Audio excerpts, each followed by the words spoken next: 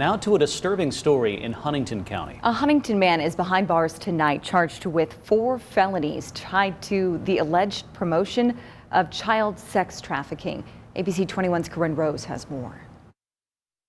I'm shocked.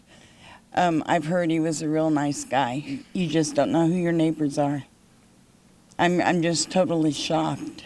People living in this quiet Huntington neighborhood were stunned to learn that Huntington County police arrested 47-year-old Charles Daub II and charged him with 4 felonies related to the sexual abuse of a girl.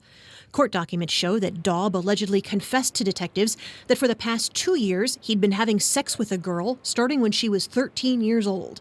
In the court papers, the girl and Daub outlined their first encounter as happening in Daub's truck after he picked her up and drove her to a park in another town. The documents say the two continued to meet and have sex in his truck and in his home, as well as locations outside Huntington County. The papers show the girl also spent the night in his home. Detectives say the case took a turn when Daub allegedly told them that other adult men have reached out to him and asked if he knows any girls that they could have sex with.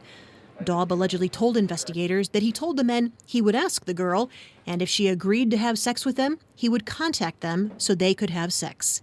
Sandy Price says her neighborhood is full of children. There's some over there and some over there and there. There's a lot of kids. And with this guy living here, what do you think? Scared. Scared, very scared. You just don't know anymore. I think a crime can happen anywhere. I think certain things we're used to seeing in larger communities, but we're just susceptible in small communities as anybody else. Sheriff Chris Newton says more arrests and charges are pending in this case, and he wants parents and guardians to take active roles in children's lives. I think it's important everybody remain vigilant, pay attention to what's going on not only in your own house, but know what's going on with your the friends that your kids are hanging out with, who they're talking to. I mean, everything.